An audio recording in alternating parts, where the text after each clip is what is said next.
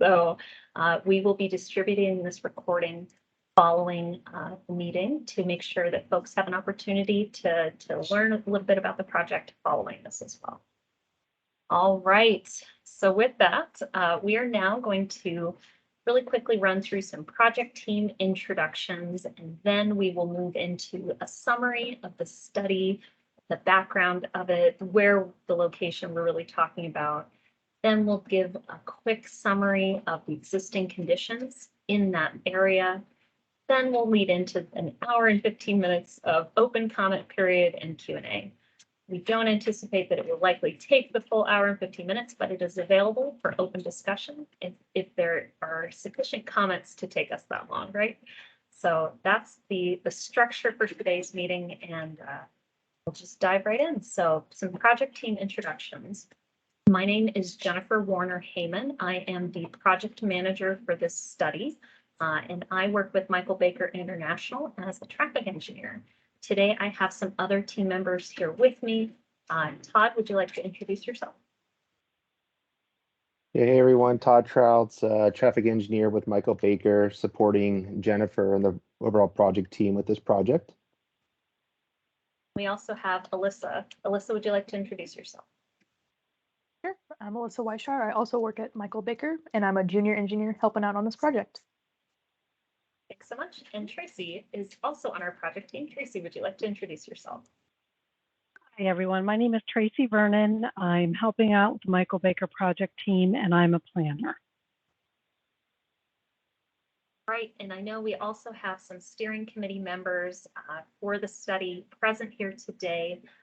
For those of you who are present, if you would like to simply note that in the chat and simply say, hi, this is my name, this is the role I serve, and I am on the steering committee, that would be very helpful. So if you don't know where to find your chat, it is in the top right corner of your screen. There is a little speech bubble in the word chat. If you click on that, it will open up a chat window on the far right side of your screen. You can type your message in and hit the little send button, and then we'll get the information there. So feel free to introduce yourselves as well.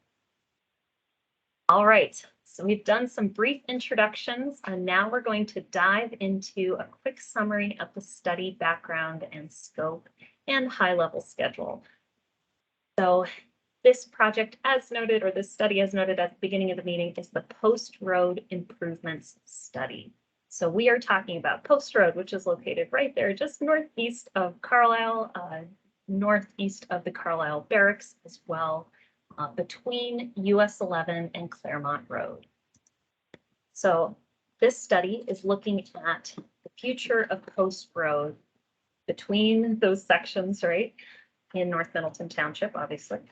And we are focusing specifically on evaluating the need for improvements along the roadway, and specifically what might be needed for those improvements in order to provide for multiple modes of travel. So what we mean by multiple modes is simply different types of travel, right? So we're talking vehicles, we're talking bicyclists, we're talking pedestrians, trucks, right? The full gamut, let's say, of road users.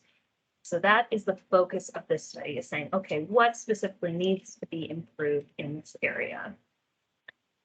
This study is also, we should note, a continuation of a collaborative effort that was originally launched by CAEBC, the Cumberland Area Economic Development Corporation, and it is funded through PennDOT Connects. So just a little background for all of you. Now, this study is being broken down into 3 phases. Now, I know there's a lot of content on this slide. Ultimately, what you need to know is that we are in this very first phase here, evaluation. So we've got 3 phases. We've got evaluation, recommendations, and then final presentations. Today, we are in this phase 1 evaluations. So we have had some steering committee meetings with some representatives from local governments and agencies in the areas. We have gone out and done an existing conditions evaluation, our project team, in collaboration with some of the stakeholders. We've performed some stakeholder interviews as well, right?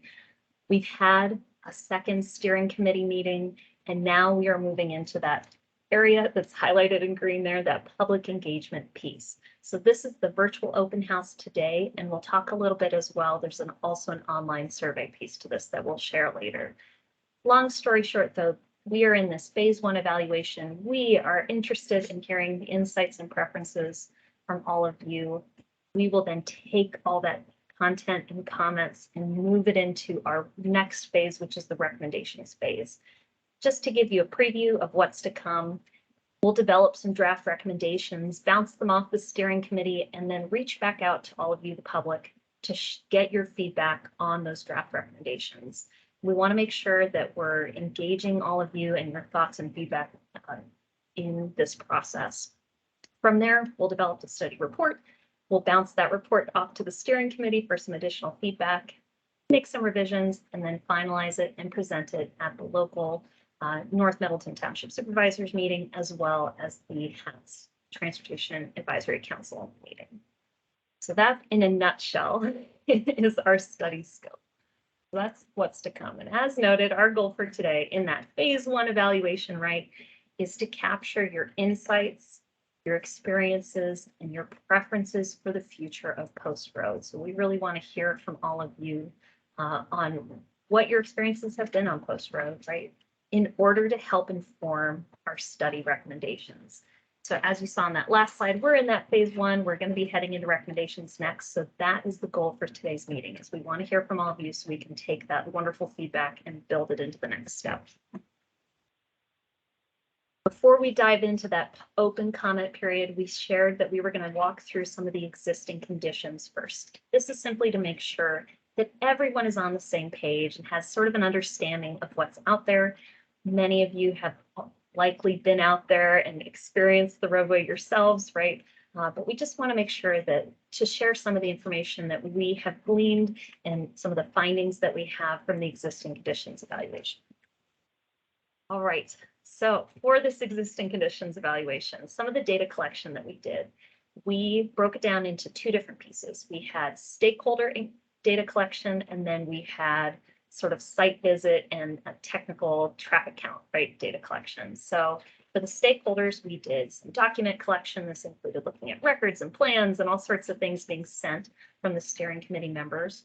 And we also had Tracy perform stakeholder interviews. We'll talk a little bit more about that in just a moment here. In addition to that piece of the stakeholder, we also had, as noted, the site visit and the technical data collection, right? Where we did photos and videos, took measurements, did some observations, we did traffic counts. We'll be sharing the data from all of that here shortly. So as noted, that first piece, the stakeholder interviews, Tracy had the opportunity to meet, to hold 9 stakeholder interviews. The list is shown there on the screen in that light blue text there.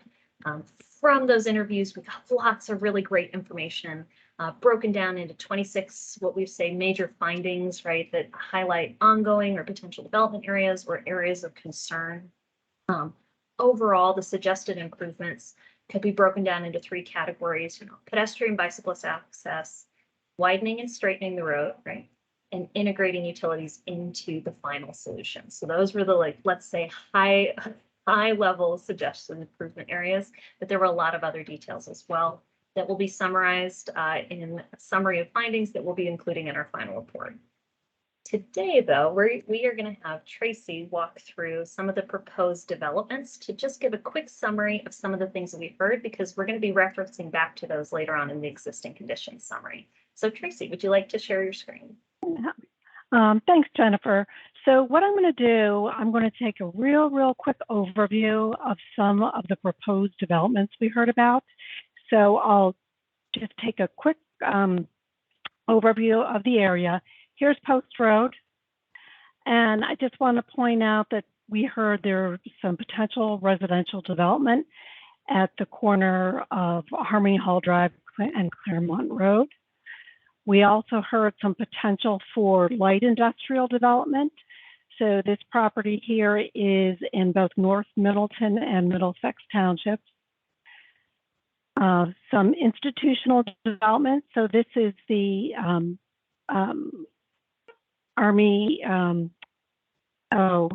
the Army War College, but another Army installation that will be improved next year. Mixed use development. This is in North Middleton Township, and this is owned and managed by CADIC. Also some mixed-use development in this area, so this has been ongoing for several years. And then moving out a little bit more, there's some county-owned property. There's some potential for development that has not been identified yet. That's across from the Army Heritage Center. And then scrolling over here quickly in North Middleton, or this is in Middlesex Township at Claremont Road and South Middlesex Road, some development that has not yet been determined. And then two others real quickly for you, the mixed use development here. This is in South Middleton Township and some proposed residential development. This is in Middlesex Township. So Jennifer, I'm going to stop sharing my screen, and that's just a real quick overview. Great, thank you so much, Tracy. Really appreciate it. So the reason we wanted to walk through that summary with all of you is we are going to be referencing back, as noted later on, as we describe some of the, let's say, impacts that may have on some of the other existing condition elements. So we wanted to make sure and provide that for all of you. So keep that in mind as we talk through the rest of it for this rest of the existing conditions. All right, so thank you so much, Tracy, for walking through that. Moving right along to the other pieces, the other aspects of the existing conditions evaluation, we looked at roadway context, we looked at the bridges, stormwater drainage, right, environmental pieces, and some of the legal right-of-way and, let's say, property line areas. So this is in a nutshell what we're going to be walking you through in these next couple slides here. All right, so we're going to start with the transportation network. So Post Road obviously fits in as just one piece of the overarching network in this area. With it being between US 11 and Claremont Road, this serves as a major collector for the north-south connection, right? Heading up from 81 or from these other areas, just provides an additional connection for that route. We'll talk a little bit more about that further when we get into the traffic data as well. As far as the, let's say, active transportation network, this is a map from the LaTorte Regional Trail Authority, their Trail and Urban Greenway Feasibility Study. Point being that, Post Road is in this area over here, and there is certainly other pieces of, let's say, the active transportation network that are either existing or planned, and it may or may not play a role in the future of the active transportation network. So we want to make sure that that's included in there as well. All right, and my colleague Todd is going to be walking us through this next portion with the roadway grade profile. Take it away, Todd. Yeah, I'll keep it pretty brief, since most of the people on attendance here know Post Road and kind of what the journey along it looks like. But I think one of the key impetuses to looking at this road is the changes in grade that occur over its length between US 11 and Claremont. So when looking at it from like the side, so if you look at the bottom of the image there, you'll see that is like a side profile, or what we would call a vertical profile of the road. And keep in mind, this came out of Google Earth, so it is what it is from a satellite or aerial imagery. But it gives you a good idea as to kind of what the cross section of the road looks like. So if you're working from the left side of the screen where you see the A arrow, that's at the intersection with US 11. So let's use that as our starting point, and we're going to head south on the roadway. So we're journeying along. We'll start to see kind of the townhouse. I think it's a military installation, military townhouses off to the left there.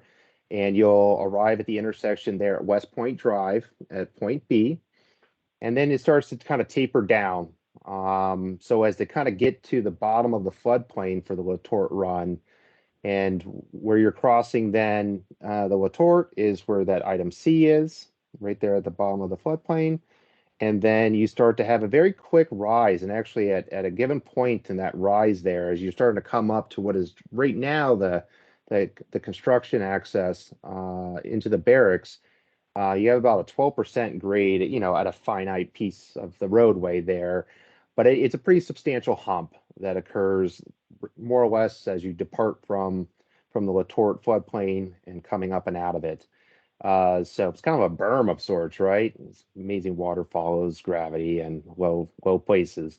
So you come up and over that hill, and then you come back down, which is then you're then going to cross more or less the outfall of the pond there. That's on the barracks property. There's an outfall that goes underneath Post Road, and that's just to the left of that point E there that Jennifer's pointing on the screen. And then you pass another kind of townhouse community, a smaller one than the one previous there over at West Point. And that is point E, the intersection of point E. And as you kind of come out of point E, you're starting to rise. There actually is a little bit of a kind of up, a little tabletop, smooth, and then a final rise as you approach column F. So over the course of the run, there's really not all that much elevation change, but I think what's the overall length? I forget, up to like half mile or something like that.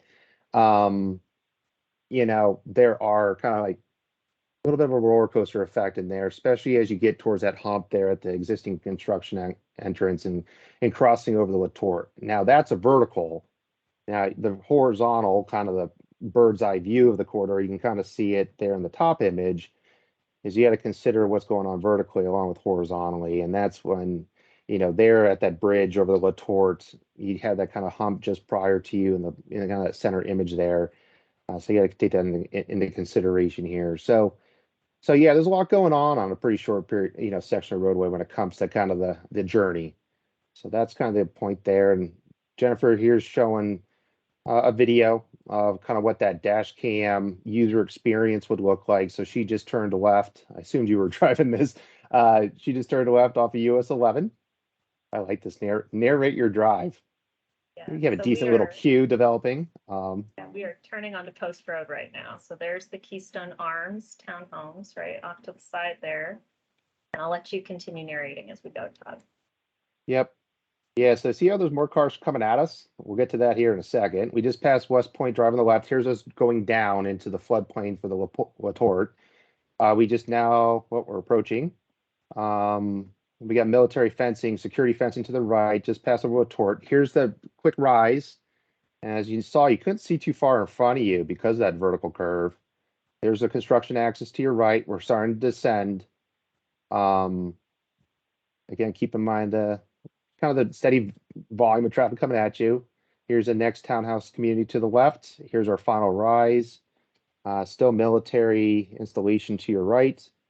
And then this is the all-way stop controlled intersection. All-way being each approach that comes into that intersection has a stop sign at Claremont. So I think another point I wanted to make too about kind of the network, considering, you know, roads aren't just these little discrete pieces of transportation, you know, facility, and that it is a network of roads. For those that have been involved and are from the area, you understand kind of the dynamic that's occurring at exit 48 and 49 of Interstate 81 there, and kind of the disconnectedness between 641 and 74. So really kind of as someone who's local or, you know, not local to the area, you know, it's using that side street system to more or less make your ways from east or south, in this case, to north. You're using a lot of those kind of collector, and in some cases even residential roadways to make that journey from south to north if you're kind of coming from that eastern side of town. So just wanted to point that out too, about the kind of that system concept of transportation. Okay. Thanks so much. Thanks so much, Todd. And did want to note, we did have that playback speed sped up in case you were wondering. It was going a little faster than typical driving speed. So just wanted to note that as we go through. All right. So circling back, thank you, Todd, for walking us through both the vertical as well as the horizontal elements of the roadway. I'll talk a little bit now about the roadway widths.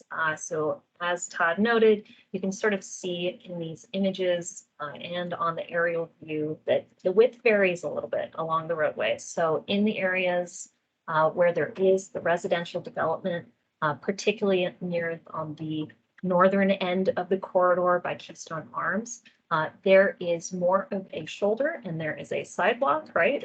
So the widths are a little bit greater than in the rest of the corridor, which you can see here down by the bridges.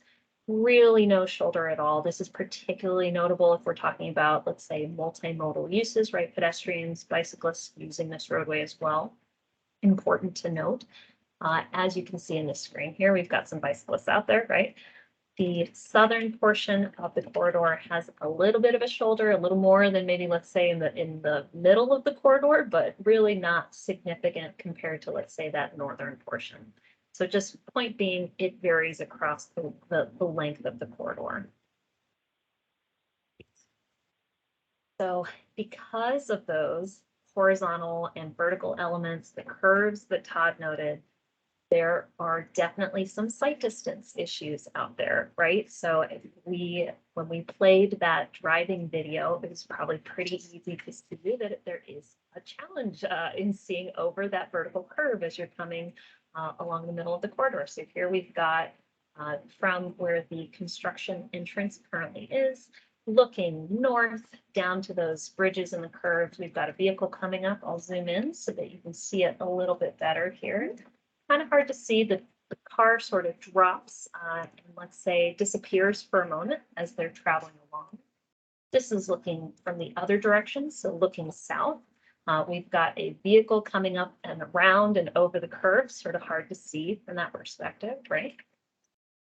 And then in addition to that, I also wanted to highlight some of the, let's say, impacts that these sight distance issues may have. Now, I know that this image is very grainy. I appreciate you all working with me here. This is one from our driving video, zoomed in a little bit more. But what we are seeing in this picture is a bicyclist on the shoulder. And by on the shoulder, I mean on the far edge of the vehicular travel lane, because there's really not a shoulder out there, right? And we have a truck that is going around the bicyclists, trying to give them plenty of passing room right before that vertical curve. And we actually have a vehicle coming in the opposite direction, coming onward. So, you know, head-on collision potential if the timing was not correct in this image. Thankfully, everyone made it out just fine. There were no issues on the day that we were out there, but just want to note that the potential impacts for these types of scenarios, particularly when we're thinking about those multimodal users being out there, is pretty significant. And then the final image I've got here is once again from our driver cam. You can see a cyclist and a car coming up over the head. So this is just right at the top of the curve.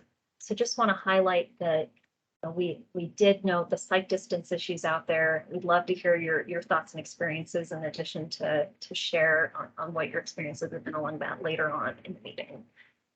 All right, moving right along. So one of the pieces that we looked at, as we noted at the beginning, is we are interested in multimodal travel, multiple types of travel users out there. So if we're thinking about roadway users, specifically pedestrians, we, on the day that we were out there, we did not see any pedestrians. That does not mean they are not there. I'm sure they are there. We just did not happen to see them on the day that we were out. So we don't have any pictures of pedestrians, but we do have some lovely pictures of the sidewalk infrastructure that is out there on the northern portion of the corridor and the southern portion of the corridor. Specifically, it's only in that area, those developed areas by the residential developments. So they sort of tee into the roadway and then sort of end, as you can see in this picture. So if you were a pedestrian user, you would then have to travel in the vehicular lane, essentially, for the rest of the portion of the roadway. So just thinking about those multimodal user experiences. In addition to pedestrians, we are also talking about bicyclists as well. So on the day that we were out there, we did happen to see a family of cyclists traveling along the roadway. We saw a single younger individual, looked like they were commuting in some way. They had a backpack on, right? Could be a student, as well as some others who were out there. So we're definitely seeing bicyclist users on Coast Road. One note for bicyclist users, just to sort of share a fun tidbit, fun fact, there is a map that is out there that has been developed by the Harrisburg Area Transportation Study that essentially maps bicycle level of stress, BLOS, as a measure based on the context of the roadway. So what design elements are out there? How many vehicles are traveling along that roadway? What does the experience feel like from a bicyclist? And this roadway is rated, so Post Road right here is in that orange, so level 3. So 0 is very, very comfortable. 4 is really, really not comfortable. So at a 3, we're up there, right, in the more uncomfortable travel experience for bicyclists, which, as you can probably note, based on these images that we've got here on the screen, that is likely the case. So just wanted to share this fun tidbit. The map is out there if you're curious to take a look at it yourself. All right. And then in addition to those active transportation users, we also, of course, want to make sure that we're also taking into consideration the vehicular users. So we've got vehicles of all different sizes, right? We've got those SUVs, we've got regular cars, we have big box trucks. We also have buses because this post road is a part of a CAT transit line. So that will obviously be a part of the considerations moving forward as well. All right. So that was a lot of information. I'm now going to toss it over to Todd, and he will walk us through some of the traffic data that we collected. Go for it, Todd. Yeah, sure. So I'll keep this kind of high level. I'm going to kind of go off the bullets there on the left side of the screen. You can get the specific numbers, but in general, the traffic characteristics that are out there. So in this case, the volume of traffic is the thing I'm talking about. So the volume of vehicular, bicycle, if picked up by the traffic recorder that was out there, kind of those vehicles, right? So there are about 5,700 vehicles per day that are using post roads, and that's in both directions during a weekday. So during, let's say, your Tuesday, your Wednesday, your Thursday, kind of like your commuting working day, you got about 5,700 vehicles per day that are using the road. And then on the weekends, it drops about 1,000 or so, a little less than 1,000, down to about 4,800 for the weekend usage, the bi-directional weekend usage of post road. So that gives you an idea of kind of how, or magnitude, how many vehicles are using the road. One of the kind of key things to note here is that it's not like necessarily a 50-50 distribution or, split between southbound and northbound travel flows. There's a slightly more dominant flow of traffic in the southbound direction. So from US 11 towards Claremont.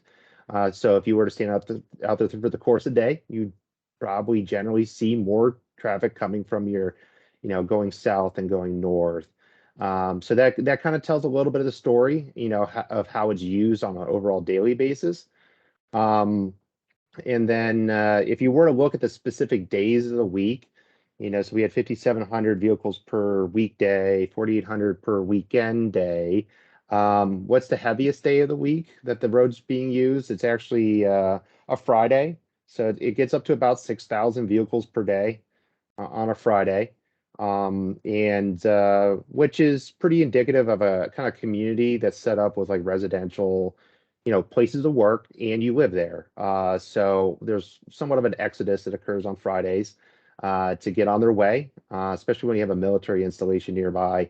People are coming in for the week, leaving for the weekend, and so you see a slight uptick in traffic on a Friday versus the other days of the week. So that was kind of telling in itself as to how the community is receiving and traffic throughout the week. So that's a summary there. When it comes to the types of vehicles that are using the road, so that was total vehicles. What types of vehicles are using it? Now this is looking at just like motor vehicles. And then, what's our heavy vehicle percentage? And just so everyone's aware, a heavy vehicle is more or less anything that's like a box truck, a school bus, a cat's bus. That's a heavy vehicle. So that includes everything from those types of vehicles to your tractor trailers. So I always say that because whenever I say these heavy vehicle volumes, everyone assumes it's 8%, tractor trailers, and that's not necessarily the case. It also includes your box delivery trucks and that sort of vehicle. So on the weekday, there's about 7%. So if you did the math, it's at 7% of about, 5,800, 5,700 vehicles per day are heavy vehicles. And then if you look at the weekend, about 5% of that 4,800-ish vehicles per day is heavy vehicles. And then kind of the same similar graphic there on the right. If you look over on the far right side of that far right graphic, you'll see the heavy vehicle percentage. That just gives you an idea as to kind of what the heavy vehicle percentage looks like, day by day over the course of the count. So really nothing more to note there. But One important beyond, caveat for this one, yes, is that there is a construction entrance obviously on Post Road right now. So we obviously are going to be taking that into consideration. There is obviously a caveat with these numbers for heavy vehicles. right. Right. And I guess I missed the one point that is in one of the bullets down there is that we saw from a vehicular and a general vehicle, perspective, it's more of a southbound movement than a northbound movement on the roadway throughout the day. It's actually the reverse for truck traffic. It's generally more northbound towards US 11 movement than it is away from US 11 movement. So that's that. And then for this one, so we talked about daily volumes, in this case, looking at our peak hour. So what's the hour of the day by day of week that has the single highest, let's say, hourly traffic volume? That's that table on the top left. So during the weekday, it does vary a little bit depending on what weekday you're talking about. More or less, you're seeing your peak hour in the northbound direction towards US 11 around 4 o'clock. So between 4 and 5 p.m. is when the heaviest traffic volumes are present. And then in the southbound, it's a little bit different. It's more around the 5 o'clock period, heading away from US 11. So 4 to 6 o'clock is really Post Road's, time to shine when it comes to moving traffic down the roadway. And then on the weekend, its peak hour is what you would expect to see. People get up in the mornings and go about their morning business and then kind of go out and do stuff midday. So it's about 11 to 1 is generally the peak period for the weekend on Post Road. If you look down to the bottom right, that's actually a plot of the hourly traffic volume throughout the day. So far left on the x-axis, the bottom numbers there, is midnight from the night before, and then the far right's midnight of the day that was completed here. So throughout the day, the orange line here, 1 second, zoom back out. Let me see the legend real quick for a second. There we go. The orange line is the southbound hourly kind of volume, and the blue is the northbound. You'll see that they share similarities in the evening, so they kind of peak together at the same amount of traffic in the given hour in the evenings, but they have a pretty different story to tell as to how they're used in the morning. So in the southbound direction, again from US 11, it has a nice morning peak there in terms of statistics here. It has that quick rise in the morning in volume, and it has a peak. It drops a little bit, but then it continues to start to climb back up for the kind of that lunchtime period, drops down after lunch, and then has its daily peak in the evening, similar to the northbound at that time of day. But in the northbound direction in the morning, it's a gradual rise throughout the morning. You have a lunchtime peak in the northbound direction, again, a little drop, and then it shares the same peak as the southbound direction. So they're used differently. This road is used differently based on the direction that the traffic is moving, is kind of the story that's telling. So that's what's going on and how people use the road. Okay. So the next one here, this is speeds. So how fast are the vehicles moving along the roadway?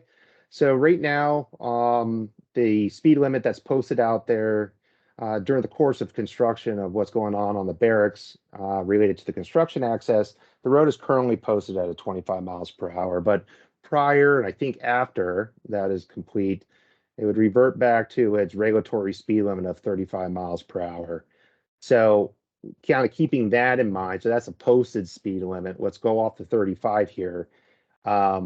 Looking at one direction versus another, the northbound direction, the average speed, so that's what's the average speed? Everyone's familiar with kind of what that stat means. Is 34 miles per hour in the northbound and 36 miles per hour in the southbound direction. But we don't use the average speed to really give us a great sense as to how the road is being used. We tend to go for the 85th percentile, which is not everyone that's out there, but it's the majority, a vast majority of the traffic out there. So if you stood on the side of the road, count 100 vehicles, clock them as they went by, 85 vehicles that passed you would be traveling at this speed or lower. So what that would look like is 39 miles per hour in the northbound direction and 36 miles per hour in the southbound direction within plus or minus 5 miles per hour of the 35 mile per hour speed limit. So under that 35 mile per hour speed limit, the observation is there doesn't appear to be an excessive like speeding issue going on. Like it seems within the kind of the bounds of a 35 mile per hour roadway. But it does give you an idea that it's pushing that upper threshold of 40 miles per hour, especially in the northbound direction going towards US 11. Now, keep in mind that data was on a single point on the road. And if you were to put that change that point to somewhere else on the road, it's going to be a little bit different. So just kind of keep that in mind when you're considering what those numbers mean. So that's that. And then in terms of crash history, I'll keep this real short.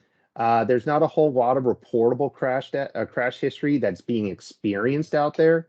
A reportable crash is one that your vehicle was either damaged and needed to be towed, or an injury occurred during the course of the crash. That would constitute as a reportable crash. So it doesn't include fender benders where, insurance companies weren't called and everyone just kind of was like, got a little scratch, walked away. It won't include those non-reportable crashes or near misses that people experience on the roadway. And because it's not documented.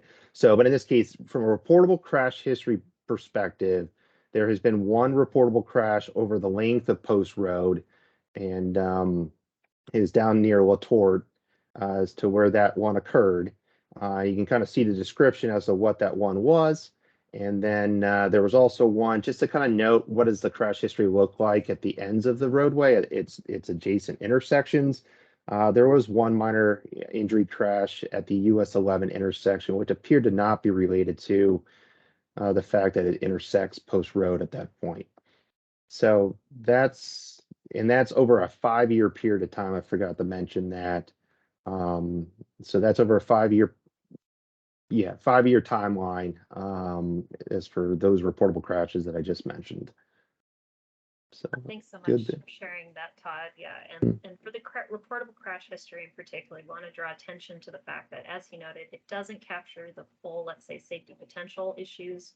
It does capture simply those reportable crashes, and it shows that from a reportable crash perspective, there's no history of significant safety issues out there, right?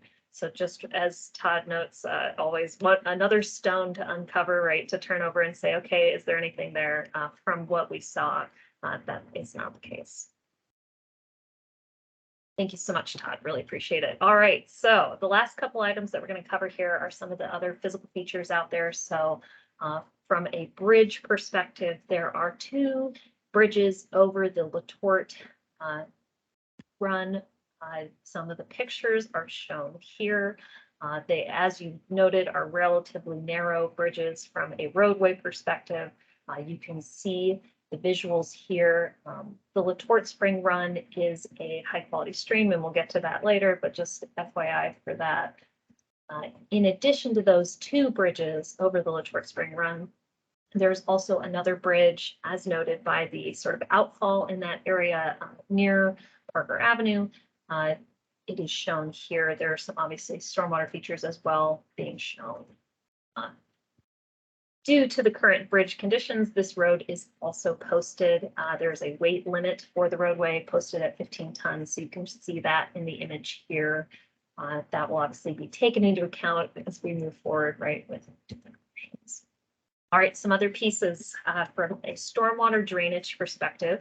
The Latort Spring Run area does include both wetlands and floodplains. So, definitely a lot of water out there and things to take into consideration with options moving forward. In addition, we saw some stormwater features, right, near the bridges as well as up near the developments. There are some inlet grades up near Keystone Arms, right? So things happening underneath the roadway that would need to be taken into consideration if any changes were to be made, right?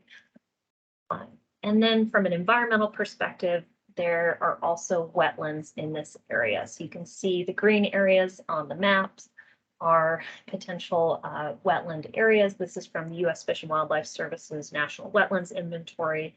Post Road runs right through here, as you can see in the map. So the impact of that is that likely the environmental protection agencies will need to be, let's say, involved or included if there are major modifications to the roadway. So just important to note. All right, and then finally, from a legal right-of-way property line perspective, Post Road. So what you're seeing here is a survey mapping that was provided by one of our stakeholders. Thank you to the individuals who provided this. But what you're seeing here is a survey mapping, and the yellow lines are the legal right-of-way. So this Post Road has a standard 33-foot legal right-of-way line from center line out either way. In the areas of the residential developments, there are also some dedicated right-of-way. So this is additional areas that have been dedicated for right-of-way from center line, and that varies along the length of those developments, but essentially just in those two areas on the ends and not really so much in the middle, as you can see here. All right. And then finally, from a property line or property perspective, we have, you can see in the map here, each of those areas is a unique property owner. So, you know, less than 10 property owners in this area, not, you know, significant numbers lining the entire length of the roadway. So obviously some coordination would need to be taken into account when we get to that. All right, so that was a lot of information thrown your way. We so appreciate you letting us share the existing conditions summary to get everyone on the same page. What we'd now like to do is transition from the existing conditions summary into more of an open comment period and Q&A portion if there are any questions. As noted at the beginning of the meeting, our goal for today is to capture your insights, your experiences, your preferences for the future of Post Road. Ultimately to help inform the study recommendations. So there are two different ways that you can provide your comments. Provide them today during this meeting. We'll walk through how to do that in just a moment here. There's also an online survey that is an option as well. So the online survey, this link should have been distributed through the steering committee, let's say social media venues and newsletter venues. But the link for that survey is shown here on the screen. If you type that in, it will open up a survey that has this visual to it. There are a few questions. I'll open it up so everybody can see what it looks like. Simply questions along the lines of describe your experiences, rate how comfortable you are biking, walking, driving along the roadway. We have some open-ended questions as well, and then some optional demographic information that just gives us a little more information about you. That is another great way to provide your comments back to us to help us once again gain that, you know, those insights, experiences, and preferences. All right. So now what we're going to do is, I believe we've got maybe one or two folks who are not on the steering committee, but we'll still open it up if any of the steering committee members would like to participate. So how we're going to do this is we are going to have folks raise your hand if you are interested in providing a comment or asking a question. And the way that you do that, in the top right corner of your screen, there is a reaction button. If you click on that button, there is a little raise hand button. If you click that, you'll see mine goes up and your visual will have a little hand on it. Once we call on you, you can then unmute yourself, share your question or comment, and then when you're done, you go back again, click reactions, click the hand, and your hand will go back down. So that's how that works. So I will open it up now. Does anybody have an interest in sharing a comment or asking a question? please feel free to raise your hand and we'll call on you.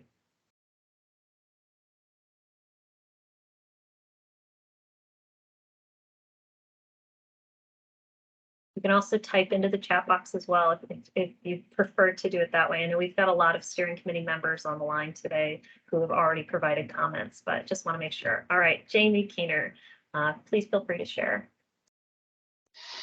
Yes, this is Jamie, formerly employed with CADIC and one of the individuals that helped initiate this project. You appreciate all the information on the existing conditions report. I think very, very comprehensive. I just want to give you a little insight into some of the reasoning behind this study, not only because of the condition of the road, but CADIC's in relationship with Carlisle Barracks and the future potential access to an eastern gate that the barracks has talked about. So part of and us getting involved was through the our involvement for the military commission. The construction project that is going to be wrapping up here soon provided an impetus for the opportunity to take a look at this potential access gate. And I think, again, wanted to take a look at Post Road and what the post-construction condition might look like. You mentioned Keystone Arms, and the thought was that there were quite a few individuals that currently reside there that come on base, but have to go to the south gate to get there. So if they are able to walk or ride a bike, there's potential for that pedestrian gate to be installed there on the east side. So again, I think that was sort of the impetus of the project. Hoping that through this study that we can identify what the multimodal transportation options are. So that's all I have. Thank you.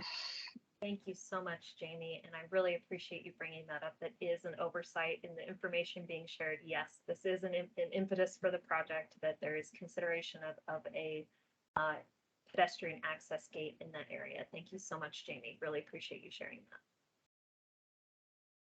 Right, any other questions or comments related to this study?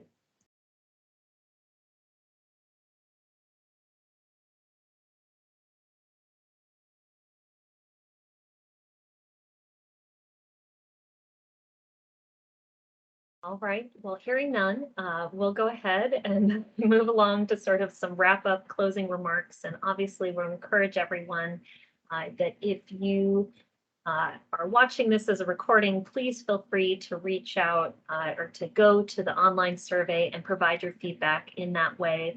It will be open through the end of next week, so it will close on Friday, September 16th. So please feel free to share this link with your neighbors, with your residents right in your area to get the information out there so that we can get some of that wonderful feedback from all of you related to your insights, experiences, and preferences for the future of Post Road. All right, so some closing remarks here. Thank you all so much for joining us today. Really appreciate you taking the time out of your schedules to join us and hear our presentation and to listen to some of the feedback. The next steps for this study is we will be reviewing the survey results that we get from that online survey. Once again, that's going to be closing next week. So once that's closed, we'll take a look at all the results and see what nuggets of information are in there to help drive us into that next step, which is developing those draft recommendations for the study.